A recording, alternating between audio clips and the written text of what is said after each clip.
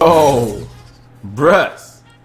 What is up, everyone? This is OJ over here from PlayerEssence, and welcome to another Nintendo Switch news video. Today, we have 3 awesome topics for you guys, so let's go ahead and jump right into the news. So, as many of you guys know, I've been very worried about Nintendo's, well, not very worried, but I've just been a little concerned about how Nintendo is going to handle their account system, online, friend, like invites, on-screen notifications, pop-ups, all those things that you would expect in modern devices when it comes to your cell phone, all that stuff, or anything really, Xbox, PlayStation, that you would expect that Nintendo didn't have on the Nintendo Wii U in a convenient manner. I've been a little worried about that.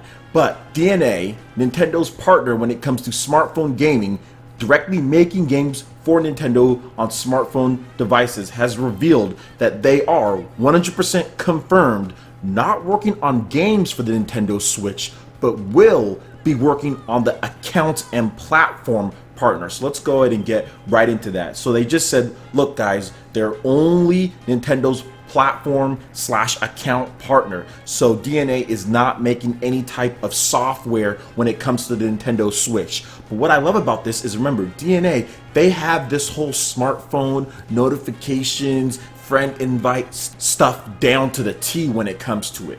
They had a little bit of issues with Miitomo, but it's still vastly better than what you've seen on most of Nintendo's platforms when it comes to inviting friends and doing stuff like that. They had multiple options for even like Facebook and Twitter to even add people. So I'm expecting some of that integration and some of that DeNA, pardon my pun, to come to the Nintendo Switch when it comes to adding friends easily, effectively, integration with Twitter, Facebook, all of those things that you would expect a modern system to do. It seems like DeNA is going to be able to capture that from what they do on smartphones and put that as far as an account and platform for the Nintendo Switch, because they just said right here they are platform/account partners even with the Nintendo Switch. So that's good stuff to hear, definitely, because I've just been a little concerned about how Nintendo's going to handle that, but it seems like they're going to handle it just fine with DeNA backing them up on that one. They also said that they're developing Super Mario Run for the iOS too, but that's whatever. Now, moving on to the next story here. Resident Evil 7 for the Nintendo NX has been spotted, kind of. So this might be a little bit of an old article, and I actually think it is, and it's really just going off of the whole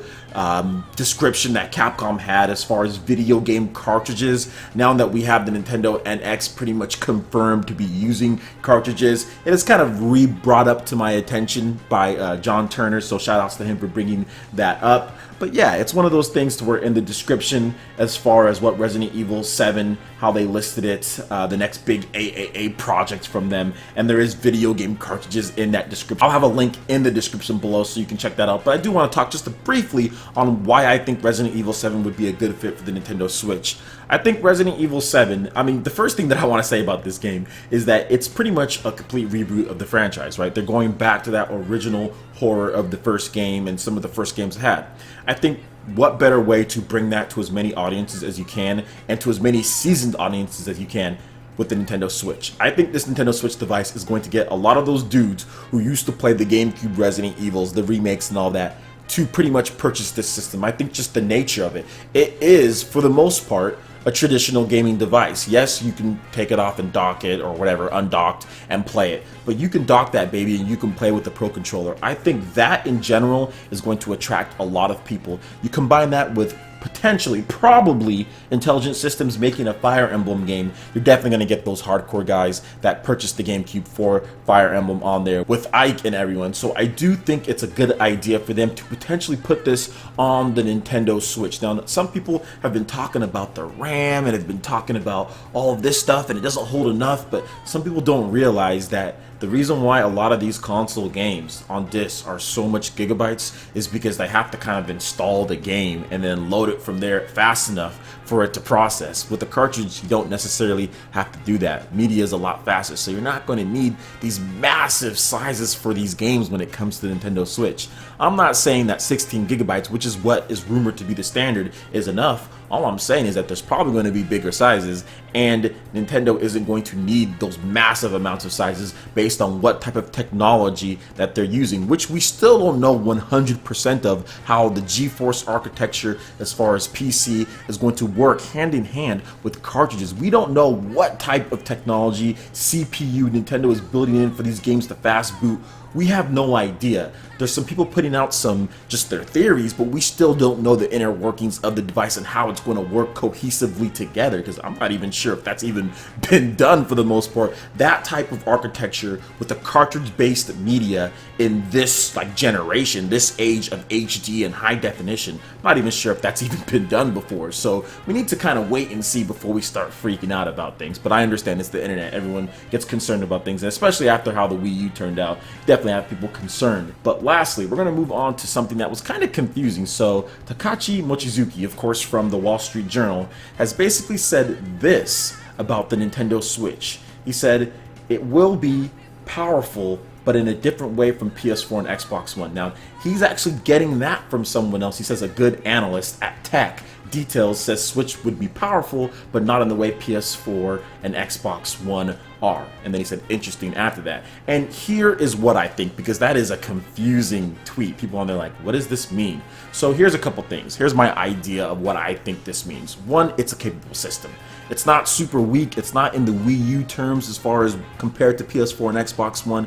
It's not a super weak system. It's probably going to be right around there. But the second thing is that PS4 and Xbox One are built on an older type of architecture. The x86, older type of architecture. The Nintendo Switch is obviously new. They have brand new gaming APIs built for it, brand new GeForce architecture from the PC.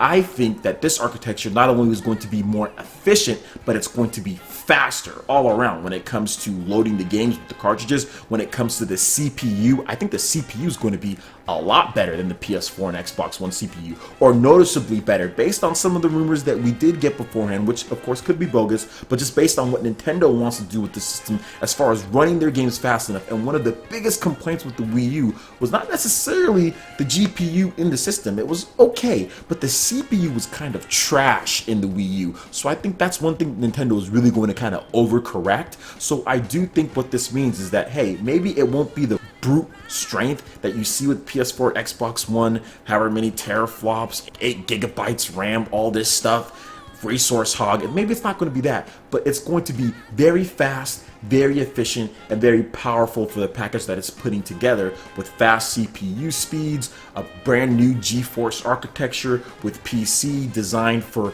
home and mobile use. So there's many different ways that you can translate that, and I think that's the area that I think Nintendo was trying to go in. New architecture, fast, sleek, built to run very quickly, whereas when you get a PS4, Xbox One game, sometimes loading times can be pretty long. You pop that disc in, all of a sudden you're installing for however long it takes to install. There's just a lot of slowing factors of it, whereas the Nintendo Switch isn't going to have those things. You're just going to pop the cartridge in, bam, it works. The CPU speed's probably going to be a lot better for Nintendo's own games, and also for Nintendo to run the bigger open world style of games, Unreal Engine 4, Xenoblade Chronicles, things like that. So I do think that's where this is kind of heading to. It's kind of heading to the point to where Nintendo, yes, it's not going to have the raw specs as far as the stats go. At least initially, it's not going to have that. But it's going to do a lot of things a lot more efficiently and a lot faster than PS4 and Xbox One can do, just based on how they're built, not based on the actual raw performance. I think those are obviously in a different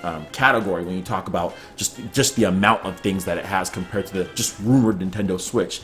But I do think Nintendo is going to switch some things up, pardon the pun, switch some things up in order to have developers have access to some resources and speeds that you might not get on the PS4 and Xbox One. That's the only way that I think that you can interpret this. So it's good in its own ways, not kind of brute strength, kind of like PS4 and Xbox One in terms of consoles, guys, because my PC trashes all of these systems when you talk about brute strength. 16 gigabytes of DDR4 RAM on my PC, and I got that last year. So, I mean, obviously not compared to the PC, but in terms of console-wise, You know, I definitely think that Nintendo is kind of going in a different area to be more efficient and better in some areas that PS4 and Xbox One are kind of lame and people have been complaining about for years, like those install times and the huge amounts of like gigabytes that these games take up. And even though you buy the game physically, you still have to install the whole game to your hard drive, eating up all your hard drive space. So that's just one thing to think about, guys. Just my opinion, not saying that I'm 100% right or anything like that. All right, guys, that wraps it up for this video here. Go ahead and hit that like button if you did like it. Lets me know you guys